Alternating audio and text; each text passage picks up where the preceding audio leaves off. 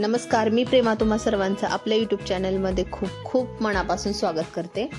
माझ्या या आधीच्या एका व्लॉगमध्ये जो लाईफ अपडेट या नावाने एक व्लॉग होता, तर त्यामध्ये तुम्हाला सांगितलेलं होतं की जी आम्ही कोकण ट्रिप केलेली होती खूप दिवसांपूर्वी, तर त्याचे जे आहे ते काही व्हिडिओज पेंडिंग आहेत.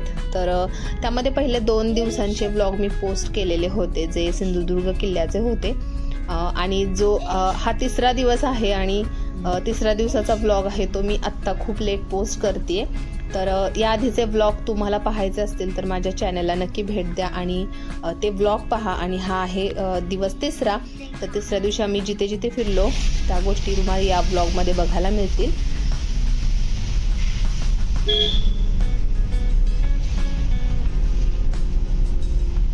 आज आमच्या ट्रिपचा तिसरा दिवस आहे आणि आजच्या दिवशी आम्ही देवगड रूट जो आहे तो पकडलाय. म्हणजे देवगडला लाईट हाऊस आहे, त्याच्यानंतर त्याच साईडला कुणकेश्वर एक मंदिर आहे ते सुद्धा बघायचंय. तर एकाच रूटला आता तिसरा दिवस आहे तर आम्ही एका रूटला जातोय आणि त्या रूटला जे ज्या गोष्टी आहेत तर त्या आज कव्हर करायचंय. देवगड किल्ल्यावरती जेव्हा तुम्ही जाता तर जाताना तुम्हाला खूप सुंदर असा निसर्ग अनुभवता येईल आणि सुंदर असा समुद्रकिनारा दिसतच असेल तुम्हाला. आजूबाजूला बऱ्याच पवनचक्क्या आहेत आणि वातावरण खूप छान होतं आणि आम्ही सकाळी लवकर सुद्धा निघालेलो होतो.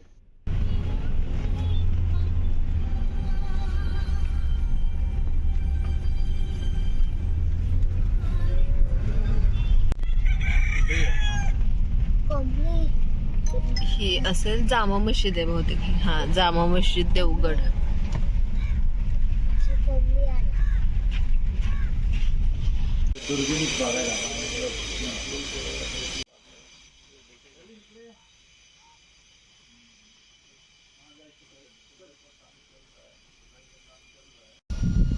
आता सध्या मी देवगड लाईट हाऊस मध्ये आलोय. तर हा त्याचा परिसर आहे आणि इथे मोठा असा लाईट हाऊस आहे वरती. तर आता शिड्यांवरून वरती जायचं, वरून आपल्याला पूर्ण एरिया बघता येणार आहे.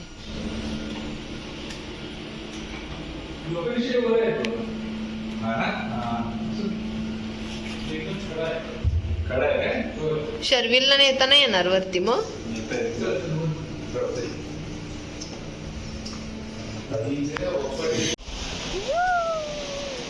जरा पकड दुर्बीन बघू दे मला.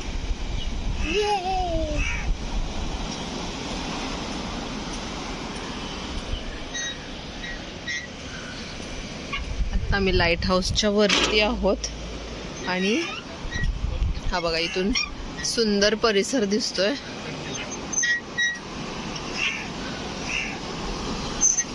थांब शर्विल.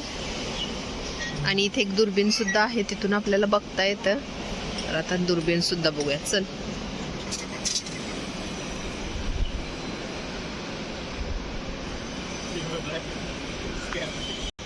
इथे खूप रिस्की आहे आणि वरती येण्यासाठी सुद्धा एकदम अशा खड्या पायऱ्या आहेत, लोखंडी पायऱ्या आहेत. तर आम्ही कसं आलोय वरती, पण इथून जो व्ह्यू दिसतोय तो अतिशय सुंदर आहे, खूप छान वाटतंय. बघेल तिकडे सगळं पाणीच पाणी.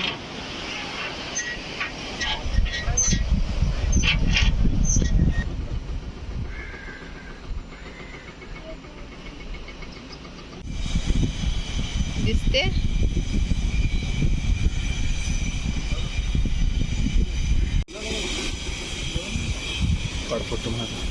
इथे एक दुर्बीण आहे आणि त्याच्यातून बरंच लांबचं बघता येतंय.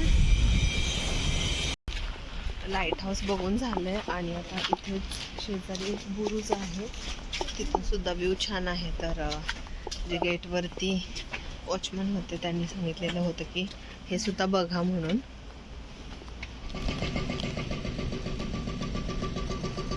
दीपग्रह आहे ना ते बघून झालं आमचं.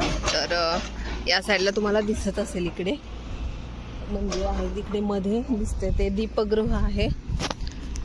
आणि हा देवगड किल्ला आहे.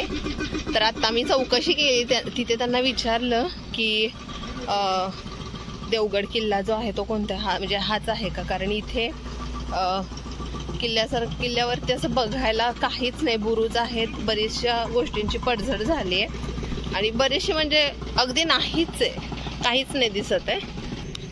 अतिशय गरमी आहे इकडे, ऊन खूप आहे. काल पण ऊन होतं आणि आज पण ऊन आहे. त्याच्यामुळे आता इथे फोर्टवरती म्हणजे जो देवगड किल्ला आहे इथे बघायला असं काही नाही आहे, पण व्ह्यू बघू शकतो. समुद्र किनारा म्हणजे समुद्र आहे ते छान बघता येईल. दीपगृह आहे तिथून सुद्धा खूप उंचावरून बघता येते. मी तुम्हाला थोडक्यात एक दाखवते किल्ला.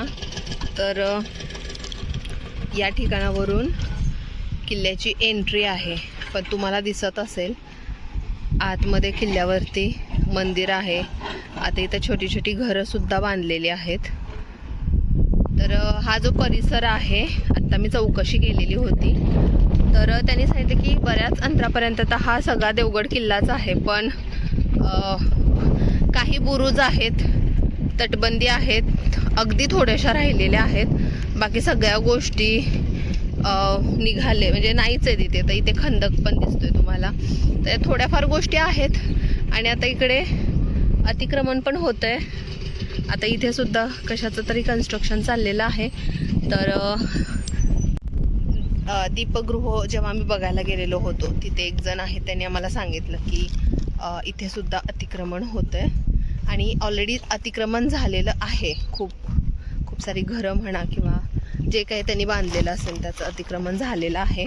तर त्यांनी आम्हाला सांगितलेलं होतं की बरेच पडके बुरुज वगैरे होते, पण आता तिथं काही जणांनी अतिक्रमण केलं आहे आणि आता तिथे काहीच नाही आहे. मला असं वाटतं आता की आपले जे महाराज आहेत छत्रपती शिवाजी महाराज, त्यांचे जे असे गड किल्ले आहेत ते जर असं अतिक्रमण करत राहिले ना लोक, तर एक दिवस पूर्ण संपून जातील, म्हणजे काही राहणारच नाही तिथे बघायला.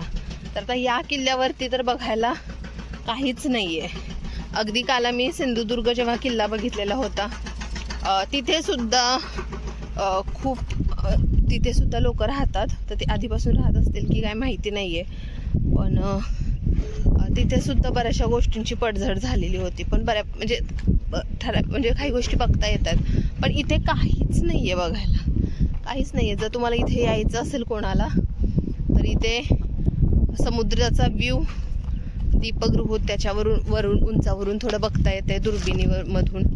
ते बाकी असं विशेष असं काही बघायला नाही आहे इथे. हे सुद्धा अतिशय सुंदर अशी फुलं आहेत.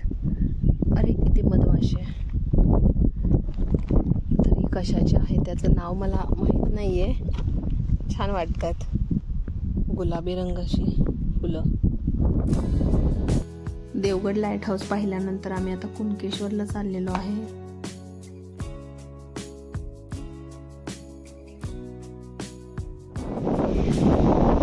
हे आहे कुणकेश्वराचं मंदिर आहे. ते अतिशय मोठं आहे. परिसर सुद्धा खूप छान आहे आणि त्याच्या आजूबाजूला अशी लहान लहान मंदिरं आहेत. मंडलिक मंदिर आहे, नारायण मंदिर, गणपती मंदिर आणि या मंदिराच्या बरोबर समोर हा आहे समुद्र.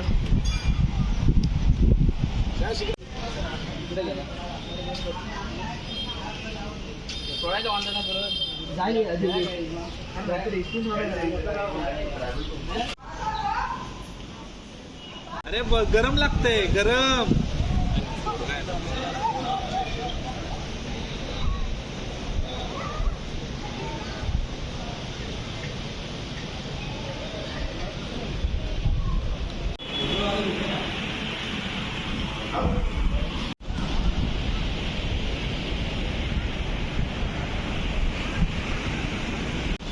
हा जो आहे तो कुणकेश्वर मंदिराचा मागचा भाग आहे आणि इथून सुद्धा आता चढायला इथे पायऱ्या आहेत.